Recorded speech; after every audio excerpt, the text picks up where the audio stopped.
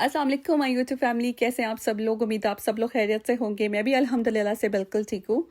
आज के ब्लॉग में आप लोगों के साथ कंप्लीट इफ्तार दावत शेयर करने वाली हूँ और इसकी रिक्वेस्ट भी मुझे बहुत ज़्यादा आ रही थी और बहुत सारे लोग मुझे पूछ रहे थे कि इस बार आपने इफ्तार नहीं की, क्योंकि हमेशा मैं हर साल आप लोगों के साथ एक कंप्लीट इफ्तार व्लॉग शेयर करती हूँ जिसमें मेरे घर बहुत सारे लोग इनवाइटेड भी होते हैं, जिसमें आप लोगों को बहुत सारे आइडियाज़ और रेसिपीज़ भी मिलती है। तो इंशाल्लाह इस व्लॉग में भी आप लोगों के साथ मैं ये कंप्लीट सब चीज़ें शेयर करने वाली हूँ। प्रेपरेशन ना मेरी काफ़ी ज़्यादा कंप्लीट हो गई थी। काफ़ी ज़्यादा चीज़ें तो थी ना, मैंने कल एक दिन पहले ही बना के रख ली थी ताकि आज मुझे ज़्यादा काम ना करना पड़े।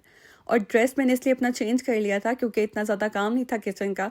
तो ये ड्रेस जो है ना, मैंने आप लोगों को लास्ट ईयर रमज़ान के व्लॉग्स में भी दिखाया था और आज मैंने कहा इसको पहन ही लेते, क्योंकि मैंने इसको एक बार भी जो है ना वेयर नहीं किया था। बट ये मुझे इतना पसंद था तो मैंने कहा आज यही पहन लूँ। मैं हर साल अपने घर में इफ्तार दावत ज़रूर करती हूँ और सिर्फ मैं नहीं करती, यहाँ पर मेरे जितने भी जानने वाले होते हैं, फैमिली मेम्बर्स या मेरे कोई फ्रेंड्स हैं, सभी अपने घर में हमें बुलाते भी हैं, हम भी उनको सबको इनवाइट करते हैं। तो जैसा मैं आपको बता रही थी कि मैंने काफ़ी ज़्यादा प्रिपरेशन है कल करके रख ली थी, उसकी भी मैंने वीडियो बनाई हुई, मैं आप लोगों को वो भी दिखा दूंगी। तो आज मेरा पहले काम ये था कि मुझे पहले अपना टेबल सेट करना था। ये बहुत ज़रूरी था कि कहीं ये ना हो कि टेबल ही ना सेट हो और बाकी सारे काम कर लूँ। तो जो चीज़ सबसे ज़्यादा ज़रूरी थी इस टाइम मेरे लिए वो था टेबल सेट, और सारी चीज़ों को लगा के चेक करना कि कहाँ कहाँ पे मैंने कौन सी चीज़ जो है सर्व करनी है। फ्राई फूड, दही बड़े के लिए और फ्रूट चाट के लिए मैंने अपने वाइट सर्विंग डिशेस का यूज़ किया था, क्योंकि मुझे लग रहा था कि उसी में ज़्यादा अच्छी लगेंगी सारी चीज़ें। लेकिन जो डिनर था और बाकी जो प्लेट्स वगैरह थी उन सब के लिए मैंने डिस्पोजेबल का यूज़ किया था। टेबल पे आपने जो बफे सेट देखा है ना, वो डिस्पोजेबल है। डिस्पोजेबल का फ़ायदा ये रहता है कि आपका जल्दी काम ख़त्म हो जाता है, आपको ज़्यादा क्लीनिंग की और किचन में काम करने की ज़रूरत नहीं रहती, और इसमें फूड भी बहुत अच्छे से वार्म भी रहता है। और ये आपको सेट कहीं से भी मिल जाएगा इजीली, मार्केट में हर जगह पे अवेलेबल होता है और बहुत अफोर्डेबल प्राइस में मिल जाता है। अब यहाँ से मैं आपको एक दिन पहले वाले ब्लॉग में लेके जा रही हूँ, क्योंकि यहाँ से मैंने अपनी सारी प्रेपरेशन स्टार्ट की थी। तो सबसे पहले मैंने चनों को बॉयल करके रख लिया था, क्योंकि कल ये मुझे यूज़ करने थे। और साथ ही मैंने ना मूंग की दाल को भी ना सोक होने के लिए रख दिया था। दही भरों के लिए मैं मूंग की दाल का यूज़ कर रही हूँ। इसके जो भरे हैं बहुत अच्छे, बहुत सॉफ्ट बनते हैं। तो यहाँ पे दाल को मैंने 2 घंटे के लिए सोक होने के लिए रखा था और उनको मैंने ब्लेंड कर लिया था ब्लेंडर में डाल के। अच्छा, मुझसे यहाँ पे थोड़ी सी एक गलती हुई थी जो मैं आपको मेंशन कर रही हूँ ताकि आपसे ना हो। मैंने इस पे पानी थोड़ा ज़्यादा डाल दिया था, इसलिए जो बैटर था ना बहुत थिन हो गया था। अब उसको ठीक करने के लिए मैंने इसमें थोड़ा सा बेसन ऐड किया था ताकि ये थोड़ा सा थिक हो जाए। साथ ही मैंने थोड़े इसमें मसाले डाल दिए थे, red chilli powder, salt, cumin powder, और थोड़ा सा मैंने इसमें अजवाइन को भी ऐड किया था। तो अच्छे से मैंने इनको मिक्स कर लिया था और बैटर यहाँ पे हमारा बिल्कुल रेडी था। इसको कुछ देर के लिए मैंने साइड पे रख दिया था ताकि बैटर जो है ना थोड़ा सेट हो जाए, उसके बाद हम इसको ना फ्राई करेंगे। चिकन स्टीम रोस्ट आप लोग ज़रूर बनाना, इसकी रेसिपी मैं आप लोगों के साथ यहाँ पे शेयर कर रही हूँ और ये इतनी इजी है ना, बहुत मज़े की बनती है। अच्छा, मैंने यहाँ पे ड्रम स्टिक्स लिया और चिकन लेग एंड थाई मैंने फुल भी लिया था। आप अपनी मर्जी से फुल लेग एंड थाई भी यूज़ कर सकते हैं या हाफ चिकन भी ले सकते हैं, उसकी ड्रम स्टिक भी आप ले सकते हैं। ज़ीरा और सूखा धनिया, उसको मैंने अच्छे से ना इस तरह से कूट लिया था। आप इसको थोड़ा दानेदार ही रखना, बहुत ज़्यादा आपको पाउडर फॉर्म में बनाने की ज़रूरत नहीं है। क्रश्ड रेड चिली मैंने इसमें ऐड की। ये सारा जो मसाला था मैंने बना के इसको अच्छे से मिक्स कर लिया। लेमन जूस इसमें मैंने ऐड किया था। एक पैकेट मैंने लिया था, उसमें से हाफ मैंने शान का टिक्का मसाला ये डाल दिया था। 3 to 4 टेबल स्पून मैंने थिक योगर्ट डाला था, मेक श्योर इसमें बिल्कुल भी पानी ना हो, वो मैंने इसमें ऐड किया था। साथ भी मैंने ना थोड़ा सा इसमें गरम मसाला ऐड किया था, जो होममेड गरम मसाला है, और थोड़ा सा फूड कलर ऐड करके अच्छे से इसको सारा मिक्स कर लिया था। ऑनेस्टली आप एक दिन पहले इसकी चिकन की मैरिनेशन करके रखेंगे ना, नेक्स्ट डे आपने सिर्फ इसको स्टीम करना है और ये इतना मज़े का बना था। और यहाँ पे मैं जिंजर गार्लिक डालना बिल्कुल भूल गई थी, बाद में याद आया। तो यहाँ पे मैंने जिंजर गार्लिक भी डाल देता। अक्सर मैं भूल जाती हूँ तो फिर मैं पाउडर डाल देती हूँ, लेकिन आज मैंने बना के रखा हुआ था इसलिए मेरी नज़र में था जिंजर गार्लिक, तो वो मैंने इसमें डाल के अच्छे से सारा बैटर बना लिया था इसका। और बस इसको मैंने ना चिकन के ऊपर डाल दिया था और अच्छे से मैंने चिकन को सारा मैरिनेट कर लिया था। अच्छा, आपने ये करना है कि जब भी आपने चिकन को मैरिनेट करना है ना, उससे पहले चिकन को आपने घंटा 1.5 घंटा विनेगर और सॉल्ट के अंदर ना डिप करके रखना है। तो पानी थोड़ा सा लें, उसके अंदर थोड़ा सा विनेगर ऐड करें, थोड़ा सॉल्ट ऐड करके ना उसको चिकन को उसके अंदर डिप करते हैं। बहुत अच्छा, बहुत सॉफ्ट और मॉइस्ट बनेगा। यहाँ पर मैंने एल्यूमिनियम फॉइल की ट्रे ले ली थी। ये सारा मैरिनेटेड चिकन मैंने इस ट्रे में डाल दिया था और इसको मैं कवर करके ना ओवरनाइट के लिए रख दूँगी। कल जब मुझे चिकन बेक करना होगा ना, बस ऐसे ही ट्रे को निकाल के ना तो बस ओवन में रख देना है, कुछ भी करने की ज़रूरत नहीं पड़ेगी। इस तरह से जो है ना टाइम भी सेव हो जाएगा और बर्तन भी ज़्यादा नहीं होंगे। डिस्पोजेबल ट्रे का मैं यूज़ कर रही हूँ। ये सब आपको मैं इसलिए बता रही हूँ कि आप एक दिन पहले कुछ चीज़ें बना के रख लें और बाकी जो थोड़ा बहुत काम है आप नेक्स्ट डे कर लें। इससे ये होता है कि आपका टाइम भी बहुत ज़्यादा सेव हो जाता है, आपको बहुत ज़्यादा अपने किचन में टाइम देने की ज़रूरत भी नहीं होती है। चिकन का काम तो हो गया था, उसको मैंने मैरिनेट करके रख लिया था। अब यहाँ पे मैं जो हूँ ना साथ में दही बड़ों के लिए सारी चीज़ें रेडी करके रख रही हूँ। यहाँ पे मैंने चनों का भी बॉयल कर लिया था, आलू भी बॉयल कर लिए थे। एक बड़े साइज़ का प्याज लिया था मैंने, उसको भी कट कर लिया था, वो इसमें मैंने डाल दिया, साथ टमाटर कट करके वो भी डाल दिए थे। ये सारी चीज़ें जो है ना आप उस दिन नहीं कर सकते जिस दिन आपने दावत रखी है, क्योंकि इसमें आपको फिर काम कटिंग भी करनी पड़ती है, चीज़ों को बॉयल करना पड़ता है, फिर ऑफकोर्स बर्तन ज़्यादा हो जाते हैं तो काम ज़्यादा बढ़ जाता है। तो मैं इसी तरह से एक दिन पहले ही सारी चीज़ें प्रेप कर लेती हूँ। तो यहाँ पर मैंने कंप्लीट चना चाट बना के रख ली थी। अब भरे जो है ना उनको मैंने फ्राई करना है, तो वो मैं नेक्स्ट डे बस इसमें डालूंगी और योगर्ट नेक्स्ट डे डालूंगी। थोड़े मैंने इसमें स्पाइसेस डाले और साथ में इमली की थोड़ी चटनी डाल के अच्छे से मिक्स करके कवर करके मैंने इसको ओवरनाइट फ्रिज में रख दिया था। ये दावत मैंने लास्ट वीक की थी और व्लॉग को ना मुझे एडिट करने में काफ़ी ज़्यादा टाइम लग गया था, क्योंकि उस दौरान हमारी काफ़ी ज़्यादा दावतें थी और मेरे इन लॉज की तरफ भी थी और फ्रेंड्स फैमिली की तरफ भी जाना था हम लोगों ने। तो मुझे ना बिल्कुल टाइम नहीं मिल रहा था, क्योंकि रमज़ान में आपकी रूटीन थोड़ी चेंज हो जाती है और साथ में होता है कि कभी आप सो रहे हैं, कभी आप उठ के काम कर रहे हैं, तो वो ना मतलब मेरा स्लीप पैटर्न भी कुछ ऐसे चेंज हुआ हुआ है। कभी मुझे नींद आ जाती है, कभी मेरा दिल ही नहीं कर रहा होता कुछ करने को। तो हेड इसी वजह से जो है ना मेरा ब्लॉग काफ़ी लेट हो गया। मुझे ना अभी DMs आ रहे थे अब कि आप प्लीज़ ब्लॉग लगा दे। मैंने कहा अब इंशाल्लाह जल्दी जो है ना पोस्ट कर दूँगी। तो ये 3 दिन लगा के मैंने इसको एडिट की है। एक दिन मैंने थोड़ा सा एडिट किया, दूसरे दिन भी थोड़ा एडिट किया, फिर आज जाकर कहीं मैंने इसकी रिकॉर्डिंग कंप्लीट की। मैंने कहा आज तो मैं पोस्ट करके रहूँगी। खैर तो यहाँ पे भरों को मैंने फ्राई करके ना इतने ज़बरदस्त बन गए थे, उनको निकाल लिया था और साथ ही मैंने ना यहाँ पे प्याज को फ्राई कर लिया था, गोल्डन ब्राउन थोड़ा सा कर लिया था। मेरा आज बहुत दिल कर था कि मैं ना कौरमा बनाती हूँ और कौरमा की रेसिपी मैंने आप लोगों के साथ पहले कभी शेयर नहीं की। तो यहाँ पे मैंने मटन लिया है, मुझे बिल्कुल अंदाजा नहीं है कितना है, बट इफ्तार के लिए हमने जितने लोग इनवाइट किए हुए ना उनके लिए इतना इनफ होगा। तो यहाँ पर मैंने इसमें इलायची डाली, लौंग डाले, करी पत्ता डाल दिया था, रेड चिली पाउडर मैंने इसमें ऐड किया था, जिंजर गार्लिक का पेस्ट ऐड किया, सॉल्ट ऐड किया, धनिया पाउडर, जीरा पाउडर ऐड कर दिया था और साथ में ना सेपरेट मैंने थोड़ा सा गरम मसाला खुद घर बनाया था, वो मैंने इसमें ऐड किया है। ये गरम मसाला स्पेशल मैंने कौरमे के लिए बनाया था, इसी की वजह से कौरमा बहुत अच्छा बना। आपने मुझे कमेंट करना है, अगर आपको इसकी रेसिपी चाहिए तो मैं आपको कंप्लीट कमेंट करके इसकी रेसिपी दे दूँगी। और जो प्याज मैंने गोल्डन ब्राउन किया था उसमें मैंने बादाम डाल के उनका पेस्ट बना लिया था, वो इसमें ऐड किया। 3 to 4 टेबल स्पून मैंने इसमें जो है ना योगर्ट के ऐड किए थे। अच्छे से मैंने मटन को मैरिनेट कर लिया, तो ओवरनाइट हमने इसको फ्रिज में रख देना है और नेक्स्ट डे हमने सिर्फ इसको लो फ्लेम पे कुक करना है और कोई काम नहीं है इसका। जो करना है हमने एक दिन पहले इसके मैरिनेट करके ना सारा कर लिया था। नेक्स्ट डे मैंने इसमें वही ऑयल डाला था जिसमें मैंने प्याज को फ्राई किया था। वो ऑयल डाल के मटन को जो मैंने मैरिनेट करके रखा हुआ था ओवरनाइट वो मैंने इसमें डाल दिया है। इसको हमने बस जो है ना फ्राई करना है, थोड़ा बहुत इसकी भुनाई करनी है ताकि जो थोड़ी सी रॉ स्मेल है ना इसकी वो ख़त्म हो जाए और बहुत लो फ्लेम पर हमने इसको बस पकने के लिए रख देना है 2 से 3 घंटे। फिर देखिएगा इस मटन कौरमे का कमाल क्या बनता है। या फिर ये दावत में अगर डिज़र्ट ना हो ना तो मुझे लगता है दावत इनकम्प्लीट लगती है। तो इसका भी काम है ना, एक दिन आधा पहले मैंने करके रख लिया था। स्पॉन्ज केक बना के रखा था और इसको बनाने के ना बहुत आसान सा तरीका है, आप कोई भी केक मिक्सचर ले लें।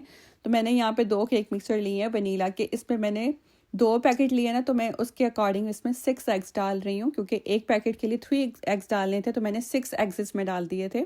और साथ में जो है ना इसमें हमने 2 कप वाटर ऐड करना है। 1 पैकेट के लिए 1 कप था तो मैंने यहाँ पर 2 कप्स डाल दिए थे और हाफ कप मैंने इसमें वेजिटेबल ऑयल का ऐड किया था। और फिर यहाँ पे मैंने बस अच्छे से इसको सारा मिक्स कर लिया था। बैटर यहाँ पे हमारा बिल्कुल रेडी था। इसके लिए आप कोई भी बेकिंग ट्रे का यूज़ कर सकते हैं। मैंने अगेन यहाँ पर एल्यूमिनियम ट्रे का ही यूज़ किया है। इसमें मैंने बटर पेपर लगा दिया था और सारा बैटर मैंने इसमें डाल के इसको ओवन में इसको मैंने रख दिया था। आई थिंक 35 मिनट के लिए मैंने इसको बेक होने के लिए रखा था। और ये डिपेंड करता है सबके ओवन पे कि आपका ओवन कितनी जल्दी बेक करता है। मेरा जो है ना ये थोड़ा टाइम ज़्यादा लेता है बेक होने में। तो मैंने इसको ऑलरेडी 350 फ़ारेनहाइट पे पहले प्री हीट भी कर लिया था। यहाँ पर जो है ना नेक्स्ट डे देखें, ये स्पॉन्ज केक है ना बिल्कुल अच्छे से ठंडा हो गया था, बहुत सॉफ्ट बना था। मैंने इसको ना इक्वल करने के लिए इसके ऊपर वाली जो लेयर थी ना वो रिमूव कर दी थी। मैं बना रही हूँ मिल्क केक, तो इसके लिए ना हमने यहाँ पे अब मिल्क भी रेडी करना है। तो यहाँ पर मैंने इवेपोरेटेड मिल्क इसमें डाल दिया था एक पैन में और साथ में हम डालेंगे थोड़ा सा होल मिल्क और इसमें जाएगा कंडेंस मिल्क। ये अपने हिसाब से डाल लें, क्योंकि मैंने वनीला केक यूज़ किया है, आप अपनी मर्ज़ी से कोई भी फ्लेवर ले सकते हैं। वनीला केक के साथ बहुत अच्छा ये मिल्क केक बनता है। इलायची मैंने इसमें थोड़ी ज़्यादा डाल दी है, आप कम भी रख सकते हैं। और एक मैंने सिनेमन स्टिक डाल के अच्छे से इसको ना पका लिया था। मिल्क को मैंने ना साइड पे करके रख दिया था। जैसे थोड़ा सा कूल डाउन होगा तो केक के अंदर हम इसको डाल देंगे। केक की टॉपिंग के लिए ना अब हमें यहाँ पे व्हिपिंग क्रीम भी तैयार करनी है। तो व्हिपिंग क्रीम के लिए मैंने यहाँ पे हैवी क्रीम ली है, उस पर मैंने आइसिंग शुगर डाले है, साथ में वनीला एसेंस डाल के इसको अच्छे से जो है ना मिक्स कर लिया था। साथ ही मैंने कहा इसमें थोड़ा सा ना फूड कलर भी ऐड कर लेते हैं। तो ये मेरे पास ना कुछ फूड कलर्स पड़े हुए हैं और ये लिक्विड फॉर्म में है।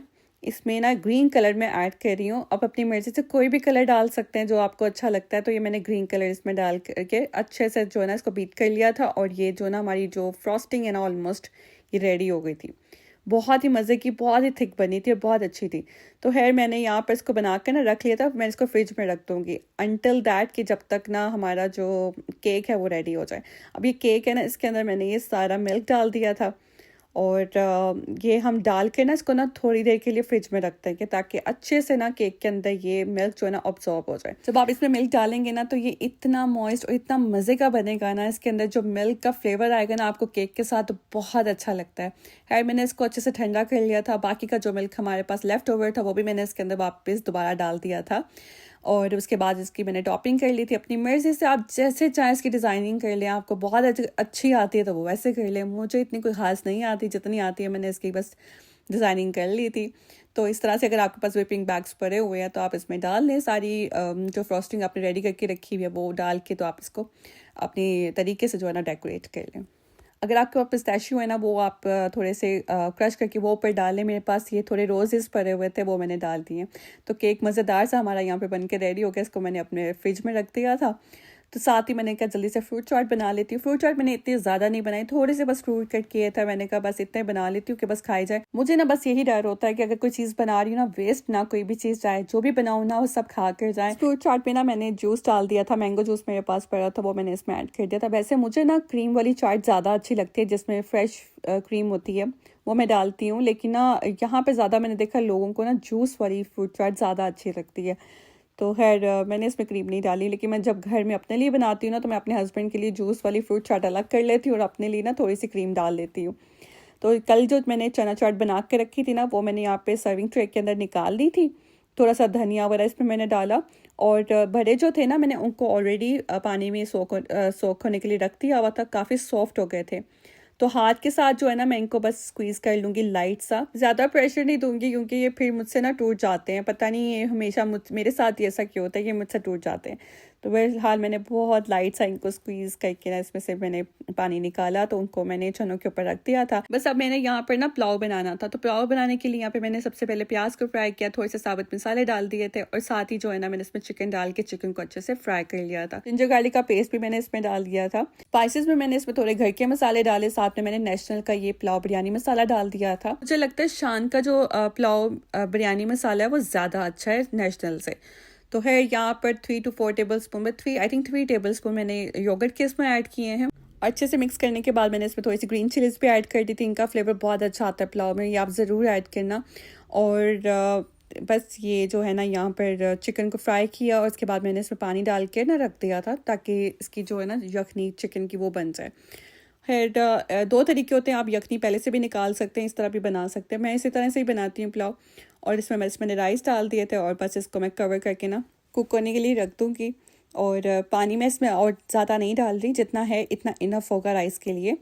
इफ्तार में अब टाइम भी काफ़ी कम रह गया था तो बस मैंने कहा जल्दी से यहाँ पे कबाब भी फ्राई कर लेती हूँ।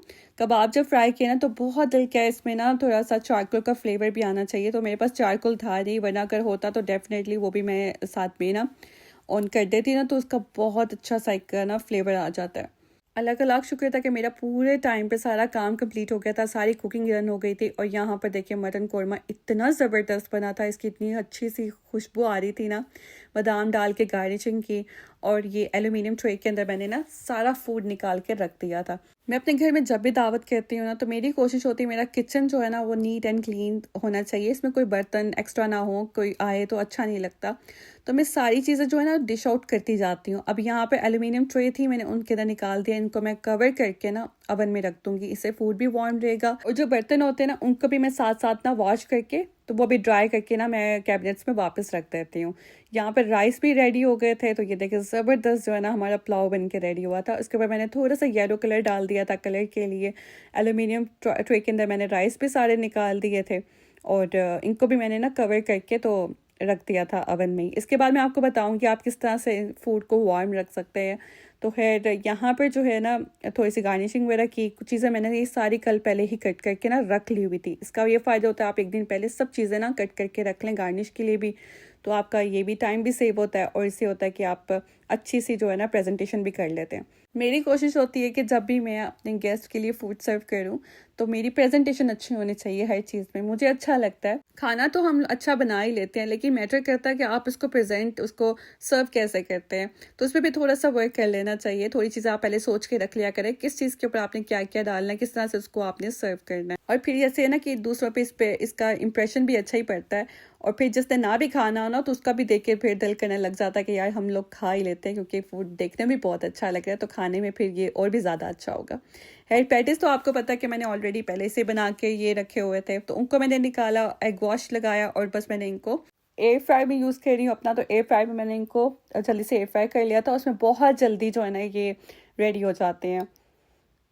साथ ही जो है ना मैंने यहाँ पे जामे शीरी भी बना लिया था। सिंपल मैंने सिर्फ जामे शीरी बना कर रखा था। और ये देखिए चिकन को ना मैंने स्टीम कर लिया था। अच्छा मैंने इसकी शायद वीडियो नहीं बनाई, तो अभी जब मैं व्लॉग एडिट कर रही थी ना तो उसमें मुझे ये वीडियो क्लिप कहीं नज़र नहीं आया। कभी कभार ऐसा होता है कि मैं जब वीडियो बना रही होती हूँ कभी मैं वीडियो ऑन करना भूल जाती हूँ तो वो वीडियो फिर शूट नहीं होती है।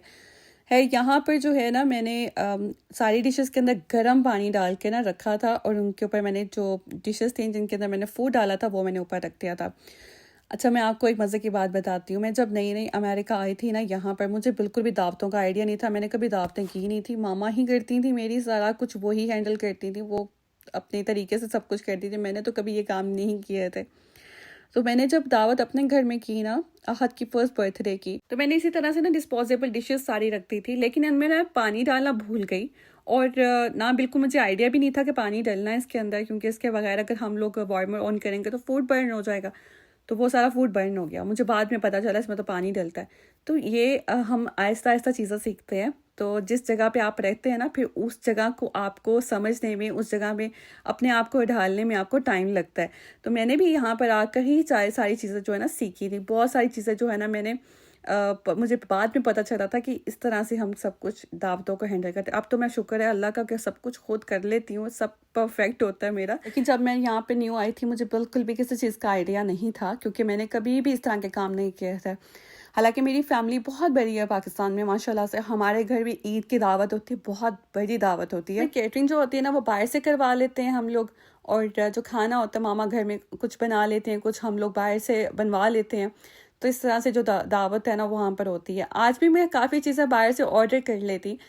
और आप लोग कहेंगे आपने क्यों इतना कुछ बनाया खुद। मुझे खुद बनाना अच्छा लगता है, मुझे बहुत अच्छा लगता है कि सब कुछ जो है ना मेरे हाथ से बना हो, मैं खुद बना लूँ। यहाँ पर हर चीज़ आपको मिल जाती है लेकिन वैसी नहीं मिलती जो आप घर में खुद बनाते हैं। एंड ऑनेस्टली जब सबने खाना खाया था ना सब तारीफ़ करके गया था, इतना सबको अच्छा लगा था और मेरा भी दिल खुश हो गया था सुन के कि सबको इतना अच्छा लगा।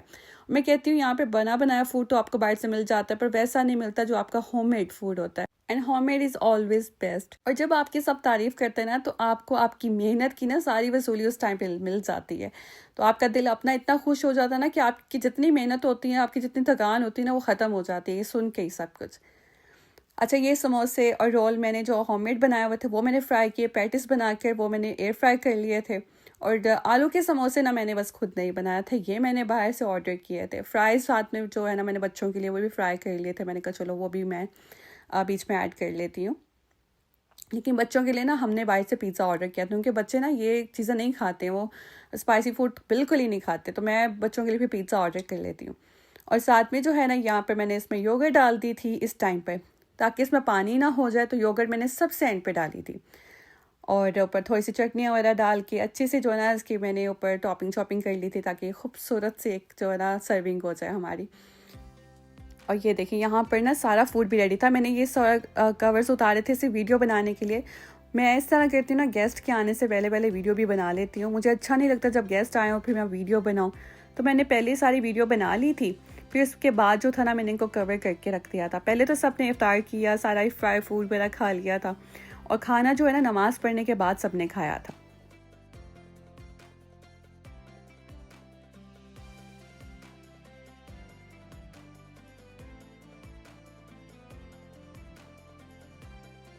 और चाय का थर्मस मैंने आपको पहले दिखा दिया था। चाय भी मैंने ना साथ ही बना के रख दी थी। चाय का जो थर्मस है ना, मैंने इस बार न्यू ऑर्डर किया था, और अमेज़ॉन से ये $35 का मुझे मिला था। बट ये था कि इसके अंदर चाय काफ़ी देर तक वार्म रहती है, और इससे मेरे पास एक बड़े साइज़ का भी है, लेकिन वो बहुत बड़ी फैमिलीज़ के लिए होता है। तो मैंने कहा इस बार जितने लोग हैं ना उसके अकॉर्डिंग बस होनी चाहिए सारी चीज़ें। तो चाय का ये थर्मस मैंने न्यू ऑर्डर किया था, और काफ़ी देर तक इसमें चाय जो है ना गर्म भी रही थी। अगर आपको इस थर्मस का लिंक चाहिए हो ना, तो आप मुझे कमेंट करना, तो मैं आपको उसका लिंक भी दे दूँगी। बस यहाँ पे मैंने सारा अभी फूड डिस्प्ले किया था। जो डिज़र्ट था ना, वो मैंने सबसे एंड पे रखा था। आपको मेरी वीडियो के एंड पे नज़र आएगा, वहाँ पे वीडियो के एंड पे ज़रूर देखना। वो मैंने सबसे लास्ट पे रखा था, तब रखा था जब सब ने खाना खा लिया था, उसके बाद चाय ली थी, और फिर मैंने उस टाइम पे डिज़र्ट सर्व किया था। और बस यहाँ पे मैं अपने ब्लॉग को भी एंड करूँगी, और उम्मीद है आपको मेरा आज का ब्लॉग अच्छा लगा होगा, बहुत सारे आइडियाज़ और आपको ये रेसिपीज़ भी मिल गई होंगी। सो अगर आपको मेरा आज का ब्लॉग अच्छा लगा हो, don't forget to like, comment and share, और मुझे अपनी अपनी दुआ में बहुत सारा याद रखिएगा। जब भी नमाज़ पढ़े हो, मेरे लिए और मेरी फैमिलीज़ के लिए, और इस दुनिया के जो हालात हैं ना आजकल, उनके लिए ज़रूर दुआ करें, और अपनी दुआ में बिल्कुल हमें ना भूलिएगा। मैं भी आप लोग को अपनी दुआ में याद रखती हूँ, आप मुझे भी अपनी दुआ में याद रखिएगा। मिलते हैं आपसे नेक्स्ट ब्लॉग पे, तब तक के लिए मुझे इजाज़त दें। अल्लाह हाफ़िज़।